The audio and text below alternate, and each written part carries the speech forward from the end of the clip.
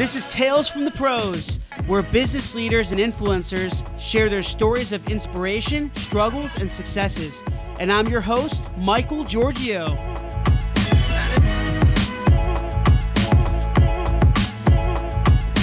Hey everyone, good morning.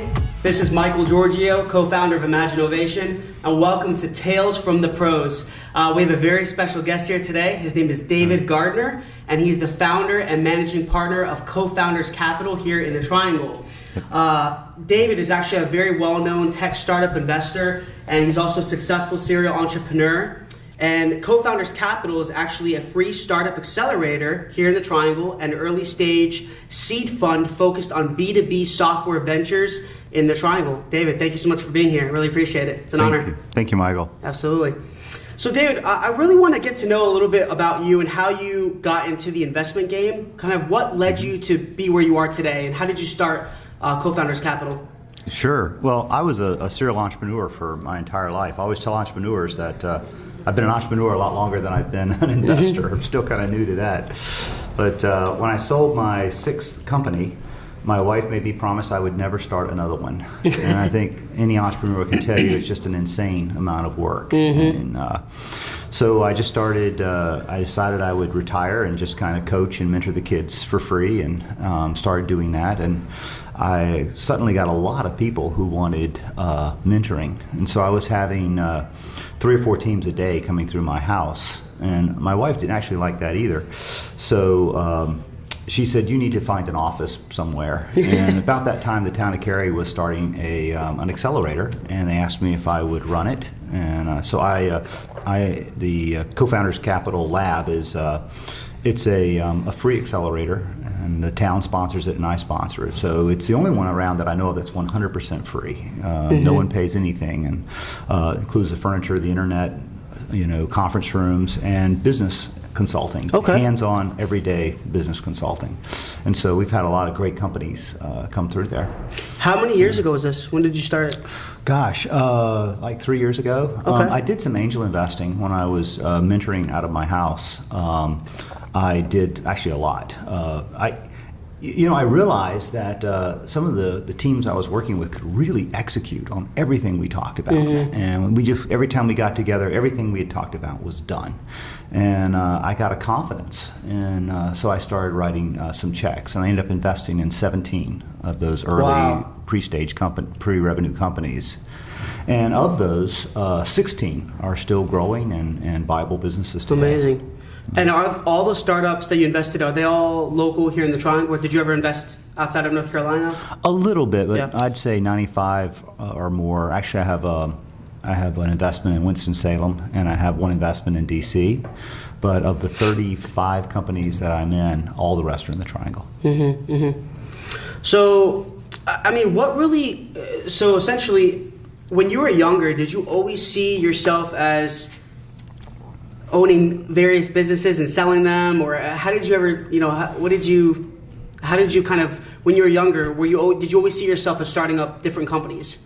I'd love to say that I had some grand plan, but no, I stumbled into pretty much everything. I actually, my undergraduates were philosophy and music, and then I did a master's in theology and dead languages, which I always say the best thing that school did for me is it left me with absolutely no marketable skills, which means basically you starve or you become an entrepreneur. And I just wanted to pay back some student loans, and so I went to NC State and started studying computer science and business. And I never they claimed me there, but I never actually quite graduated. But I did pick up some skills and started writing software for people on the side, building computers for them, and putting in networks and things like that. And so it kind of just totally by accident went into the entrepreneurial route. That's pretty cool. That's kind of how it was for me. I felt like it happened very randomly for me. It was like a blessing in disguise. How it kind of happened. I always had all these, growing up, I always had all these, aspirations of owning my own business and being an entrepreneur, but I never actually thought I would do it. I was like, I'll do it when I'm like, 50 or, when I have like 30, 40 years experience, but I never thought I would kind of do it so young. And I know that you have, you've invested in so many companies, so many of these startups with a lot of really young entrepreneurs, and they're probably their mid-20s, even less, right? Yeah, I mean, it's funny. There seems to be two groups. Either they're pretty young, still in school, or right out of school. The FilterEasy guys actually dropped out of school, which I don't condone, but they're doing all right. But then the next, I don't get a lot of middle-aged entrepreneurs, but then I do get older entrepreneurs that have either they've retired and now they want to pursue something that they've wanted to do their whole life, or they've saved up enough money that they feel like they can go a year and kind of pursue this. And so those are kind of like the two times. Once you get in your middle years and you've got kids and mortgages and responsibilities, it gets much harder to take the kind of risk that entrepreneurs take. Yeah. So, for example, like FilterEasy, I know them. They're pretty well known around here. I know they're doing very, very well.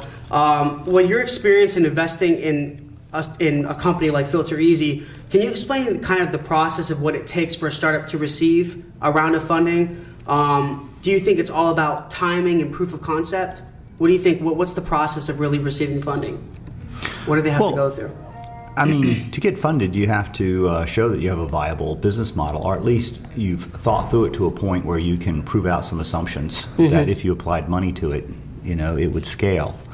I think a lot of people, I think investors will tell you you're not serious till you quit your day job, and I think that's nuts. You can do a lot to de-risk a venture before you quit your day job. You can do prototypes if you're doing technology or drawings. You can take them around and show them to people. You can line up potential buyers and beta customers. I mean, there's a ton you can do before you start your burn. You want to keep your burn as low as possible, because that translates into how much of your company you're going to own in the end. There's really two tricks. One, you got to have a successful business, and two, you got to have enough equity that you still care in the end. So I tell entrepreneurs, look, we're in this together. You're investing. You're an investor just like I am. You're putting in sweat equity and time and working for no salary, or certainly a below market salary. And I'm putting in money and time as well. So let's de-risk this thing together. Let's research it. Let's line up some revenue. Let's see if this is something that we really want to put our resources behind. What made you really start niching out to B2B technology, more like SaaS products? Why is that your area? What did you see a higher demand in that area for success, or what was the main reason? Yeah, well, I mean, we have done some B2C, but I'm predominantly a B2B investor, or a B2B2C. Like FilterEasy has a B2B and a B2C piece of their business. B2C is just a harder business around here because of our lack of capital. And you hear this over and over again. Yep, I have. Yep. We are the second best place in the entire country outside of Silicon Valley to start a technology business. That's amazing. And we are the 38th in available funding. So there's just this huge gap between smart, coachable, entrepreneurs and the amount of money that's available to them. I always say, we look at these great success stories around here like SAS and Red Hat and Cree. Yep. I think we already have those companies here today. It's just whether they're going to stay here and grow their businesses here. I've got an article coming out this weekend in the TVJ, and one of the things I talk about is, we'll spend, and this is, I'm talking about state government, we'll spend hundreds of millions of dollars to bribe a company to move back here so we can get the tax basis and put almost nothing into actually keeping those companies here, to start with. Yeah. And so I'm really excited about some things like the Venture Capital Multiplier Fund that, if done correctly, could really encourage people to start more funds here, which is what we need, especially in the seed round. We can get later stage investment here. My companies, after we did the seed round and got them, cash flowing, my companies have gotten follow-on investments from people like Mark Cuban and wow. Cindy Whitehead, Steve Case, and then strategics like Lowe's venture, and Kaiser Permanente put $12.5 million into one of my companies. We can get money here, later stage money, but no one's going to fly here from California to write a couple $100K early round, high risk check in a company that's going to need a lot of mentoring. It's the early stage investing that we've really got to do ourselves. No one's going to do that for us. So there's a lot more, do you think there's a lot more angel investors in the triangle than venture capitalists? Angel investing, there are several angel groups. I'm on the board of one of them. Yep. And they're good. The problem is our angel groups in this area typically aren't big enough to lead a round, even a seed round. I mean, a typical seed round today is, 3 to 500K. And your typical angel group can pull together 100K. So they still need someone to lead that round, and those are going to be the early stage venture funds. I always tell entrepreneurs, if you're parting with equity, always get more than dollars. If all you got was dollars, you got screwed. You really want to, and people think raising money is a problem. It's actually an opportunity to get the right people aligned with your venture. People who try to take money from people who are going to be your first customer, or who are going to really provide some strategic mentoring in the process. Strategic, yep. But you want to get more than money, and raising capital is a great way to select who your partners are going to be and really help you make that successful. Awesome. I have a lot of friends in the area that have started their own business and have amazing ideas. Everyone has this amazing idea and concept, right? They come to you, they're probably like, I have this, the next Facebook, the next Twitter. When they're pitching to you, kind of what things do you look for when you're hearing a pitch? I know it's not just about the pitch. I know there's a lot more, but when you are hearing a pitch, do you think do they have to be prepared with certain things? I mean, what do you expect to hear when you receive what do you expect to receive when you hear a pitch? Well, I don't know that we are typical at co-founders. We don't need a buttoned up, this is everything exactly the way we're going to do with a bow on it. And that's what the typical venture capitalist, I think, looks for. But remember, we're much more entrepreneur than we are. I look for people who would do what I would do in that situation. And do they think? There's a reason that the business schools teach through case studies. Because the right answer in business is always it depends. And yep, that's true. So it's less about right and wrong answers, and it's more about a philosophy of we're going to model something out based on certain assumptions. And then we're going to go back and we're going to test those assumptions as best we can to see if they're true. There's always a level of risk, but you can de-risk something substantially by checking out those assumptions. And so we just go through the process. We model the business, taking everything at face value. And then we start going and coming up with a plan on how we're going to test every one of those assumptions. What will people pay for this? What's the sales cycle going to be for this? What competitive differentiators are out there, and how much are they going to hurt us? And what's the lifetime value of a customer, or what's churn going to look like? And we start trying to put those things together. And I always say, if all the assumptions are right, every business works. But they're not. I always say half the assumptions are wrong, and I never know which half. So we got to get in, we got to work it, and we got to figure out, hey, if it's something I don't want to invest in, it's probably something that you don't want to invest in either. So let's research this thing together. And are you always looking for startups that essentially have some sort of exit strategy, or in terms of them selling, they say, hey, I want to sell this thing in 10, 15 years, or is that not something you hear very often? Does that just kind of happen when it happens, or do you always expect some of these startups to always have an exit strategy, or do you think they want to create like a long-term brand and never kind of sell it? You know what I mean? Well, for an investor, you definitely don't want a business that's going to become a lifestyle business. There has to be, at some point, it's reasonable for an investor to say, hey, I'd like to, be paid back. So we put redemption, as most investors do, after 5 or 6 years, there's a redemption, which kind of forces a discussion around exit. But I don't really have a problem with that. I tell my entrepreneurs tend to be young, and that first exit changes your lifestyle. And so when we're saying, should we take this offer or not take this offer, I tend to look at the entrepreneurs and just say, what do you guys want to do? It's going to change your lifestyle, not mine. Are you ready? Are you tired?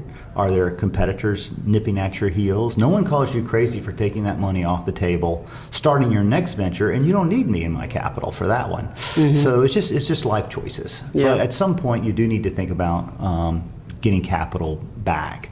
And I didn't finish answering your question really on the B2C versus B2B. That's a pretty significant thing because, I mean, B2C ventures can be huge. They can be, most of your unicorns, with $1 billion market caps have come out of B2C offerings. But it's hard to predict. It's like writing a bestseller book. Boy, it's great if it happens. But one of our thesis with our fund is that at plan, I need to see a business that can cash flow on our investment, or our investment plus a couple $100K more, because that's about what my fund can do. And it's very dangerous with the B2C plan. Usually you see you're going to build this, you're going to put it out there, and then you'll see somewhere, and then we raise $5 million for marketing. And that's a risky thing for an early stage investor around here. I mean, because you kind of got your back up against the wall. If raising that next round is contingent on you being in business or not being in business, if you don't get multiple offers, you're going to get, you can really get crammed down.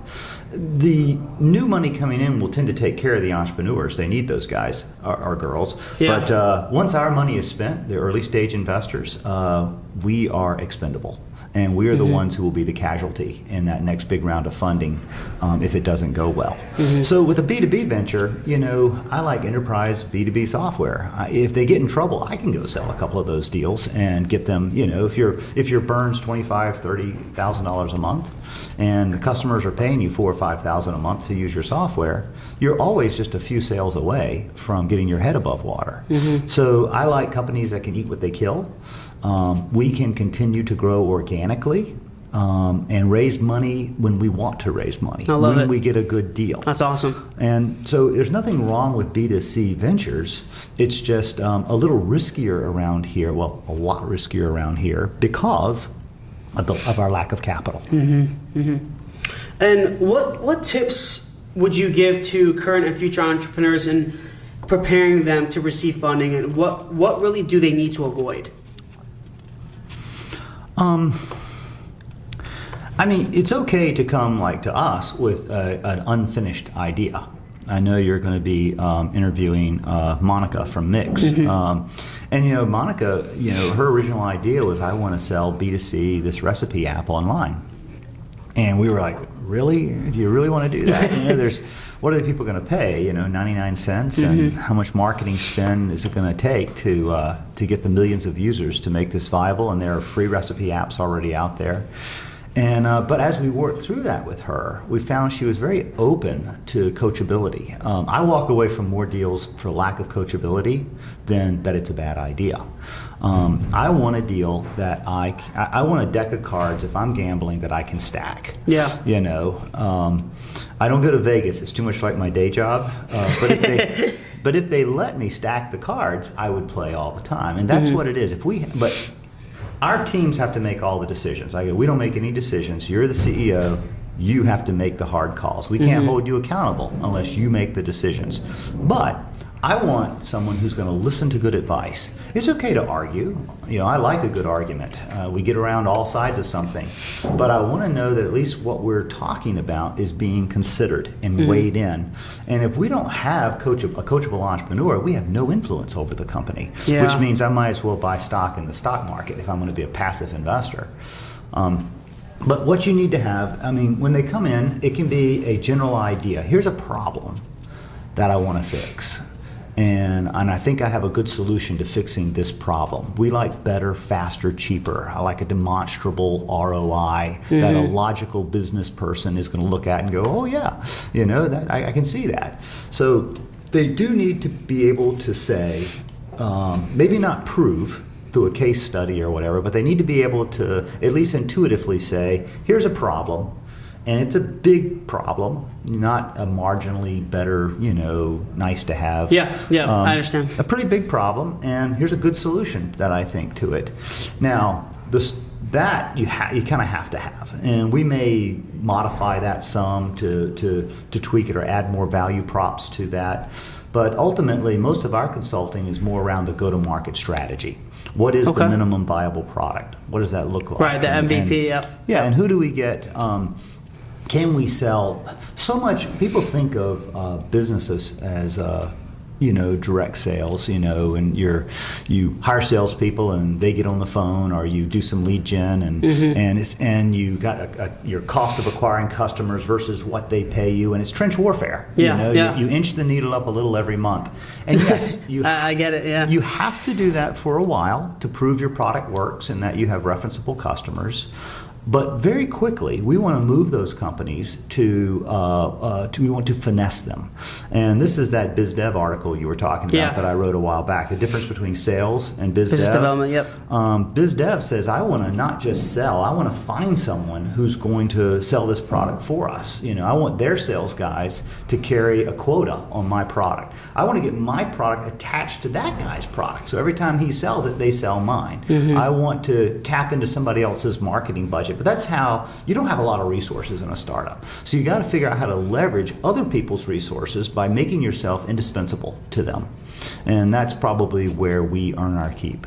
And do you see any specific industry that, you deal with different, how many industries do you think you've invested in different industries? Probably like over 10, 20 easily? Healthcare? No. There are 6 or 7 industries that we like. We like healthcare IT.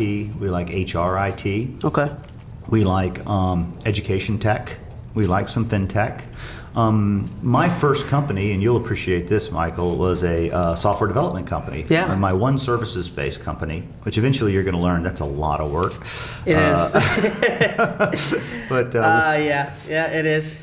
I had a couple hundred developers working for me, and we were really cranking out the projects. But I realized if I ever stop working that hard, all the money stops coming in, and I really need some kind of IP, that I could, more scalable business. And I talked to a lot of people who were there. But what a great place to learn your chops, though.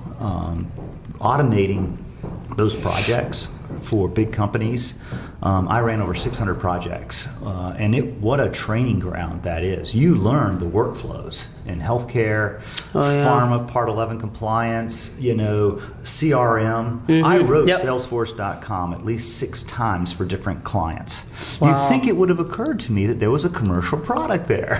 That's crazy. But I was in services mode, and it took me several years before I got my head up out of the weeds and says, I need to write my own product and get ahead of this.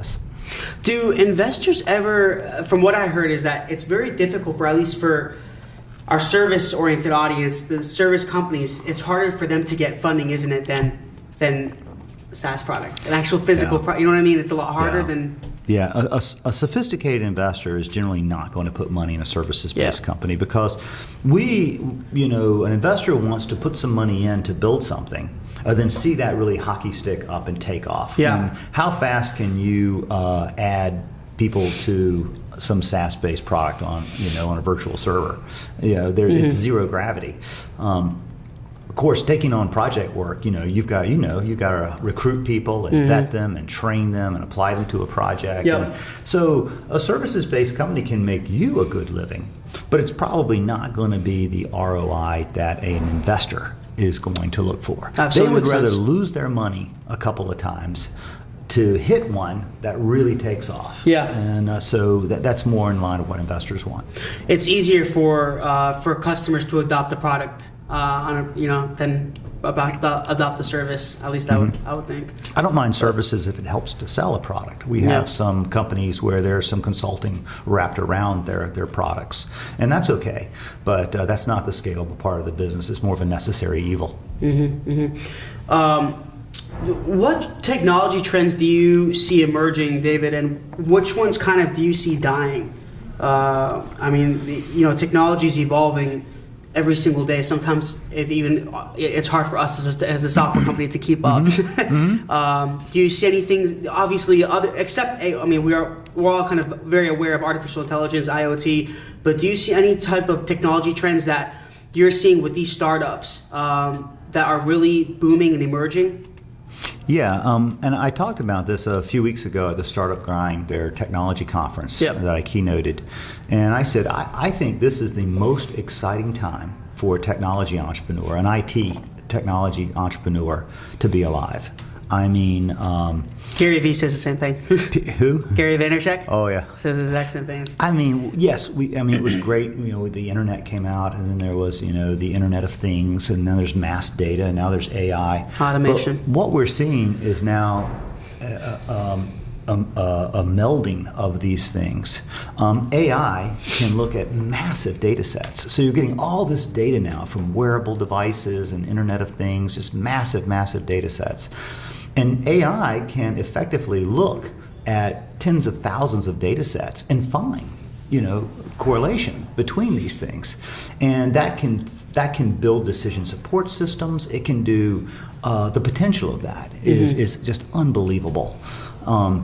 One of our companies, Empath IQ, is a group of doctors, and basically they took medical outcomes and they applied it to decision making in the emergency room. So, if you present with chest pains, doctors are very influenced by anecdotal things that they remember. Yeah. I did that once and the lady died. Yeah, that's so that's going to affect your decision making. Oh yeah. But now with this, they're applying thousands of outcomes to this situation. Someone the same age, same drugs, same family history, presenting the same way, and they get the best match they can, and they go, there's 3 things you can do now, and here's the statistical probability of the outcome being improved of these 3 things. So now they can, there's a 32% X will happen. So now they're really armed with information to not just say, well, I think this is a better course of action, or this is the standard protocol for everybody. This is a very specific statistical outcome data for this person standing in front of me. And the other thing we found is that with that particular company, the doctors stopped overprescribing. So instead of going, and I'll throw in some antibiotics on top of that, or I'll keep you for another night of observation just in case. Well, now they can look and go, there's only a 0.6% chance that staying a night in observation is going to improve your outcome, and it costs the hospital $5,000. Wow. That's what's wrong with healthcare. I think I'll not have you stay. And so it not only improved outcomes, it reduced the cost of healthcare in general. Now that's got our name all over it. Better, faster, cheaper, through use of data and technology. And I saw on your LinkedIn about, is it Empath? How do you say it? Empath IQ. Empath IQ. That's one of your products, or is that one of the startups you invested in? That's one of our startups that we invested through Cofounders Fund 1. Okay, cool. And I know that we talked a little bit about your book earlier. You launched it 2 to 3 years ago. Tell us a little bit about your book. Yeah, that was just a labor of love. I never planned to passion project to be a great writer or anything. Although it sold a lot of copies, and part of that's probably because I kept the price down around $3. But that always helps. Most of that is I got tired of saying the same things over and over again, and so each chapter is a hat that an entrepreneur needs. The banker's hat, the navigator's hat, the sales hat. Anyway, I go through all the different hats, and it's just a very, very practical book on what to do, especially towards the end when I talk about the leadership and the differences between leadership and management. Which may be an article I need to write for the Tech. I'm doing a column in the WRL Tech Wire now, and actually that gives me an idea. That'll probably be my next article. Cool. The difference between leadership and management. But it's a very practical book, and I can hand it to my entrepreneurs now. And now we kind of have, once they read that book, we have a vocabulary, and we can and we kind of know the path that we're going down. The one thing I found, though, is under the manager's hat, when they've got 2 or 3 people in a room and a dog and some folding tables, management is easy. You're all there together, and it's a real team. But as you start scaling that business, and all of a sudden you have 25, 35 employees, now you've got to have managers, and you've got to have a chain of command and clear leadership and expectation setting and all of these things. And a lot of times the entrepreneurs reach that inflection point, and I tell them, go back and read those chapters again. And they go, I've read it. And I go read it again. And they read it again, and they go, so that's what you were talking about. So sometimes you've got to live through something before you realize the value of what you're reading. Yep. It's pretty cool that you're talking about leadership, because I feel that, to be a leader, you really have to learn. I know you're talking about the differences in management, but you really have to learn how to delegate the right work to the right people. And I think that's why, as these startups, as they grow and they scale, hiring is very, very important. It's critical because it's really about your team. If you hire the right people, you can delegate that work to them, and you can grow and scale your company. Great entrepreneurs, almost everyone I know is a control freak. They've got to be in control. They've got to know everything going on and all the buttons, and they can do many, many things at once well. And that's great. That will make you successful the first year. But then as you start to grow the business and have teams of people, and you're starting to hire very competent people to run parts of the business that you may not be as competent in, all of a sudden those skills, that personality starts working against you, and you become the bottleneck in the organization. And so it's really important to let people, entrepreneurs need to learn to let their people be entrepreneurs. If you're running sales, or you're running technology, or you're running customer success, guess what? You are the lord of your fiefdom. You get to make the decisions. I'm not going to tell you tactically how to do things. We're going to agree on some goals, some definitions of success. How you get there, totally up to you. That is extremely liberating. It shows a lot of respect for someone and their judgment. And hey, I'm here to help you, but I'm not going to tell you how to do it. You're in charge, and that is how you get the best out of your people. And as long as they're accountable and they hit their metrics, let them be lord of their fiefdom. And I think entrepreneurs really struggle with that, because their business is their baby, and it's very hard to leave. And they wear a baby. lot of hats. Oh yeah. Oh, that's great, David. Yeah, that's awesome advice. So what's the future of Cofounders Capital? Well, we'll continue to do funds, and we're having a lot of fun. I really enjoy what we're doing. Our accelerator is our charity. We fund that, and we work there full time, and we try to help anybody who comes in the door, even if it's a company that we would never invest in. We try to help everyone, and at least make introductions and give them our thoughts. And then the ones that do really well and can execute on what we're talking about and fit the theme for our fund, then those we also want to be able to, to capitalize. And so we're having fun. We feel really appreciated. I love being around the energy and the passion of entrepreneurs, people living by their wits, dodging the bullets. Everything else just seems boring after being at that. And for as long as I'm able, I want to have a front row seat to that the rest of my life. Cool.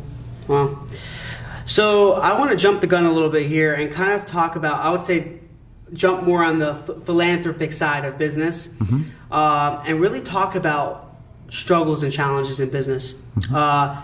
You've worked for so many different companies and been involved and own various businesses, and that's why they call you a serial entrepreneur. So with your experience, what struggles do you think are, I wouldn't say what struggles are essential to go through as a startup, and how do they overcome them? Because you realize a lot of startups, they all kind of go through different struggles, yes, but they all still kind of go through very similar struggles. So what do you think those are, and how do you think is the best way for them to overcome it? Well, it really depends on the entrepreneur. We all gravitate towards what we know and what we're comfortable with. We may get a coder who's got a great idea, and the problem is they're very comfortable coding, they're not very comfortable in sales. And so they continue to tweak the product and add whistles and bells, and instead of getting outside their comfort zone and getting out there and selling what they got and getting in front of people and getting real feedback from customers. So we have to encourage them to step away from the keyboard.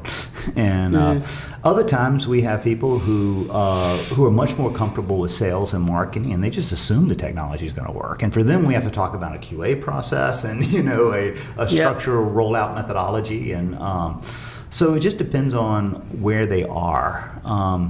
There needs to be a sense of urgency, and that's the great thing about the way we model the businesses. We model every month and where we're going to be every month with every expense, with every sale, with every hire. We model the whole thing out based on those assumptions. And every month, we sit down with our entrepreneurs and we say, what did we learn this month? Which of these assumptions needs to be tweaked up or down? Maybe the sales cycle is a little slower than we thought, or maybe the customers are willing to pay a little more than we thought, but we're tweaking those assumptions and it's reforecasting the business.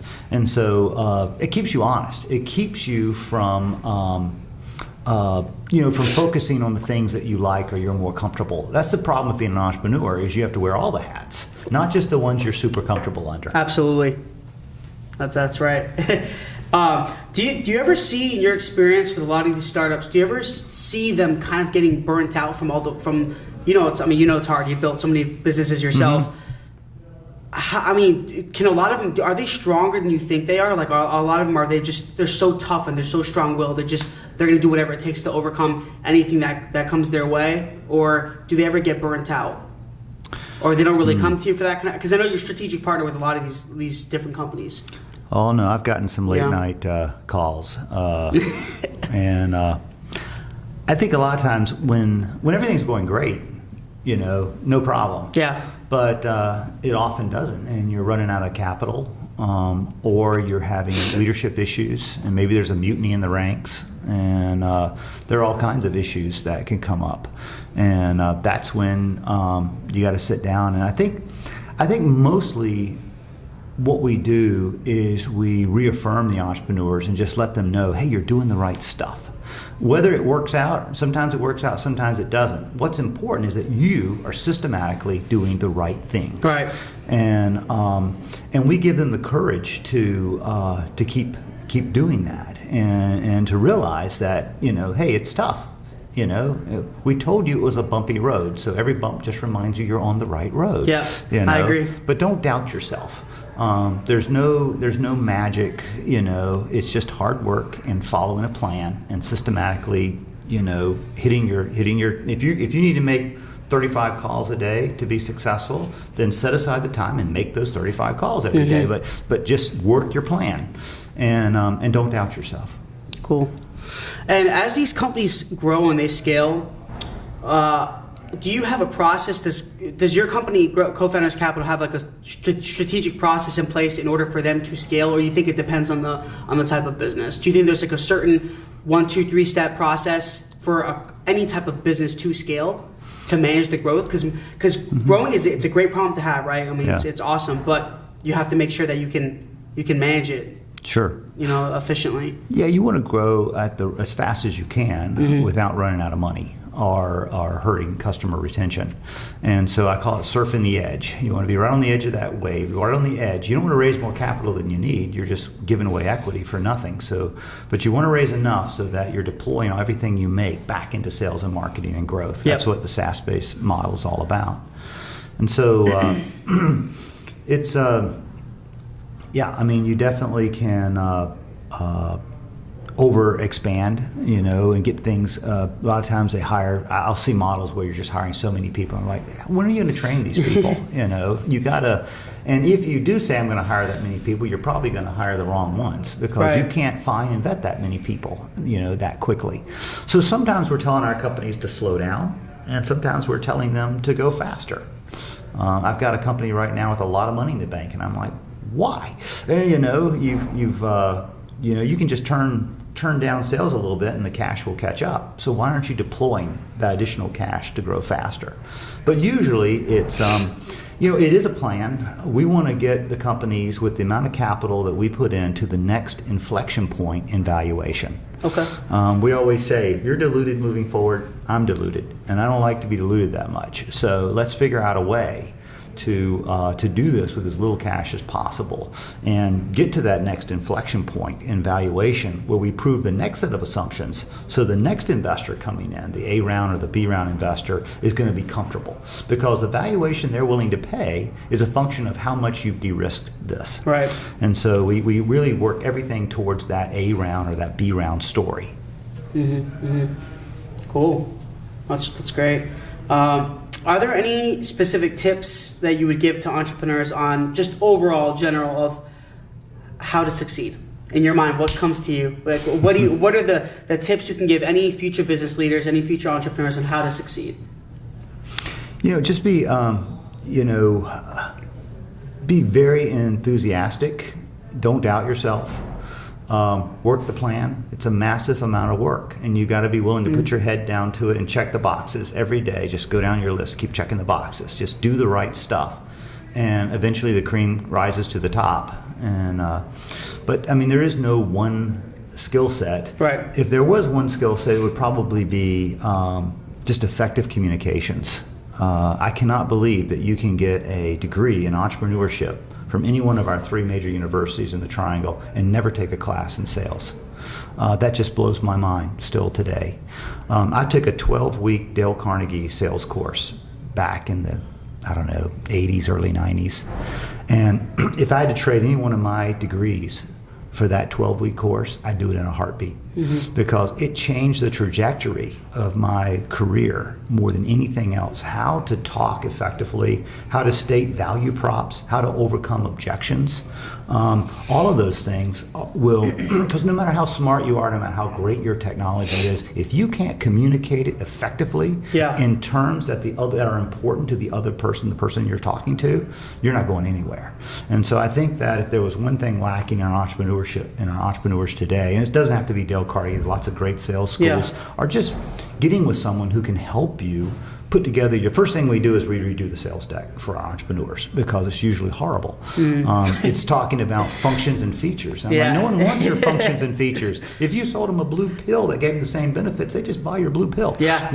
We need to talk in terms of what this is going to do for you and why. Not necessarily. The functions and features are just due diligence, to prove that what you're saying is true when they get to that stage.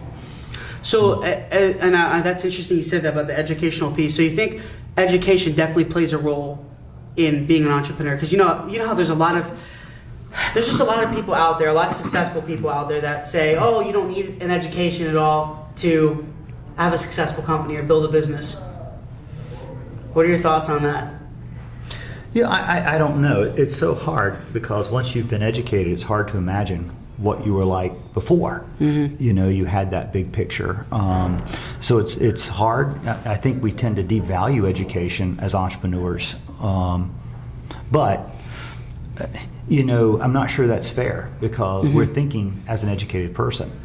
And who's to say that had I not studied philosophy, that I think one thing that the study of religion and philosophy did for me is I looked behind the curtain and I realized there was no magic. Just about anything can be done if you're willing to think about it and work, because that's just what other people did. And work hard. So why not?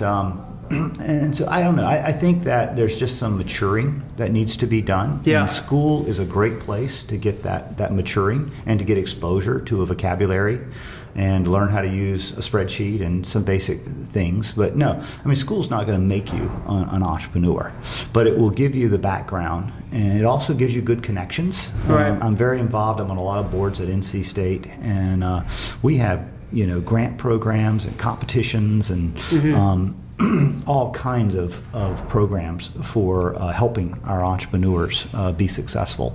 And so there's a lot that comes out of being in that process. Provides a social aspect of it. It does. You're around other entrepreneurs too, and that it's very motivating and encouraging. I tell a lot of times entrepreneurs ask me when I speak at a conference, they go, where do you get your idea from? And I always say the same thing. I said, find something stupid and fix it. And if you don't know, solve a problem. And if you don't see anything stupid going on, just go work for someone for a while. And and I guarantee you will find the stupidity. There's plenty of it going around. You just find it and fix it. And that is your business idea. I feel like with education, and I agree. I think it really just depends. I think people take away something positive or negative away from their educational experience, but I definitely think it can provide like that social aspect, like you said. Maybe provide even some discipline as well. But I think that's right. It just really depends on a case by case basis. So I can't really say there's not like, hey, you have to get a 2-year degree or 4-year degree in order for you to start something. How many people do we know have dropped out, like you said, right? So FilterEasy, I think, was an example. Yeah, cool. So do you feel that right now in our economy, and this is what I love about our country, is like, entrepreneurship is the new thing right now. It's the keyword, right? It's like, it's booming. Everyone wants to start something. Everyone has this idea, this unique idea, and I think it's definitely a positive thing. It's changing the country into a positive, it's putting it into a positive direction for sure. But there's also a lot of noise and clutter out there as well. And there's a lot of saturation. So many people have ideas, like I said. So do you feel that entrepreneurship is getting harder in our economy, or do you think it's getting easier? I mean, there's a lot of tools accessible to us, right? But yeah. Well, thoughts? I came along in the 80s, and there were no grants. There was, for entrepreneurs like the NC Idea Grant or the Lulu Games or we had no accelerators. We had no grant programs. You were and if you told your parents you wanted to be an entrepreneur, it was like telling them you wanted to be a rock star. What? You're going to go work for IBM. Put that silliness out of your mind. And so in that sense, entrepreneurs have no clue how easy they have it today by comparison. Right. But that said, now it's cool to be an entrepreneur, maybe too cool. I talk to a lot of people that probably shouldn't be entrepreneurs, and even if you can do something, it doesn't mean you're going to be happy doing it.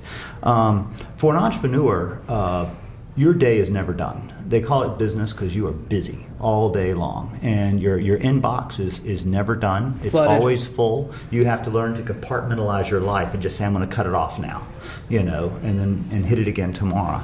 But there's a tremendous amount of stress and pressure. There's always additional things you can and should be doing. And some people thrive on that. They find that motivating. I like to be a little scared when I wake up in the morning. If I'm not, why get out of bed? But there are other people that would make absolutely crazy. Yeah. And there are people who like the predictability. They like to know, they like to work hard and have everything predictable, in front of them. And that's just a personality thing. And, I think that we got to be careful not to force people to be entrepreneurs who psychologically, would not be happy doing that. Because I don't care how much money you make. If you're miserable, you are not a winner, You really got to love what you do. I mean, you're going to wake up every morning and, it's a blessing to be alive. So definitely got to enjoy it. I agree. That's great. So to kind of close it out, I always ask these 3 questions. I call them the 3 hows. Okay. So how do you define failure? How do you define entrepreneurship? And how do you define success? Wow. So how do I define failure? I guess failure, you got to start with saying, what are your goals?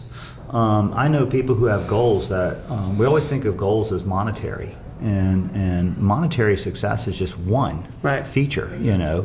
I sit down and after taking some Stephen Covey courses, which is fantastic. I suggest everybody read everything you can find by Mr. Covey. But coming up with a personal mission statement. How do you define success? What do you want your life to amount to? And you could say, well, I'd like to make a lot of money. Well, is that your only goal? And wanting to, my goal is I want to help people be successful. I want people to look back and say, I am partially where I am today because of my encounter with this guy. Yeah. I want to make my investors money. That is a great feeling when you make money and you can tell you worked hard, and your investors shake your hand and they appreciate you, and the entrepreneurs appreciate you. And so I'm very involved in Opportunity International, which is a charity, and I speak and raise money for them.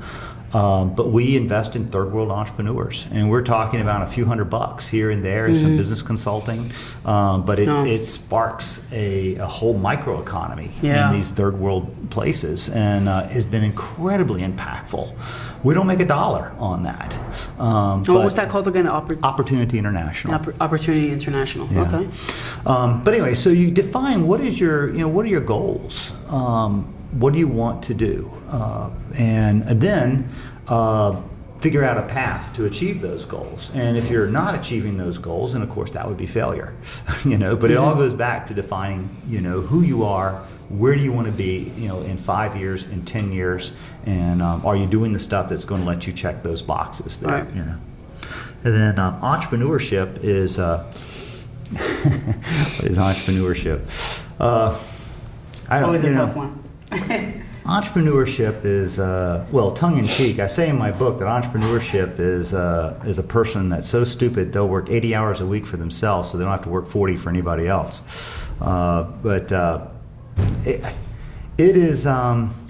It's a heck of a ride.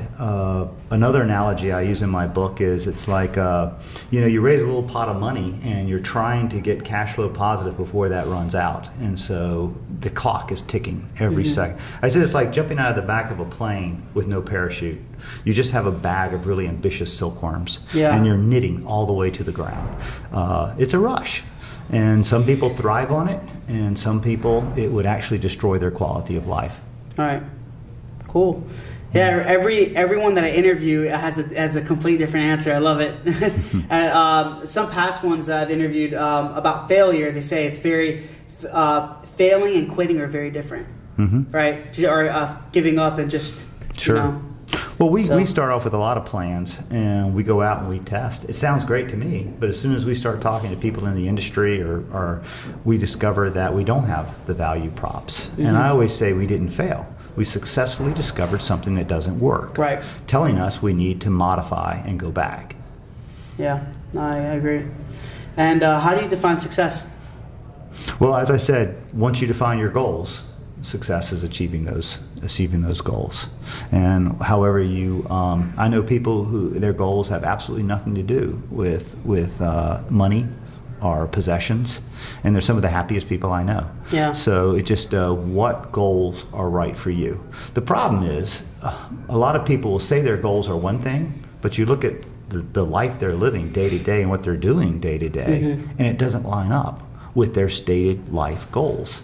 So I think being a person of character is aligning what you say and what you do with what those life goals are that you have, proclaimed. And I think when all that lines up, you're a happy, successful person. Cool. Awesome. I love it. David, I really, really appreciate it. Thank you so much again for being here. And where can people find you? Website, Twitter, Facebook, LinkedIn? Sure. The website is Cofounders Capital. And we have all of our companies there. A lot of resources for entrepreneurs are there. I also tweet at the Startup Hats when I'm going to be at an event. Or I put articles out often in the TBJ or the WRAL Tech Wire, which used to be Exit Event. Yeah. And we are in downtown Cary, and my email and phone number and all are on the website. And so we're happy to meet with anyone who wants to start something. Perfect. Cool. Thanks, guys. This is Michael Giorgio, co-founder of Imaginovation, and thank you again for watching Tales from the Pros. Have a great afternoon. Thanks, Michael. Thank you, David. Hey, guys. Thanks a lot for watching Tales from the Pros. Please subscribe to our YouTube page and also follow our social media. There are links somewhere around here, but we really appreciate it, guys. Thanks for all the support, and I'm going to be giving you awesome content continuously, and we look forward to seeing you soon.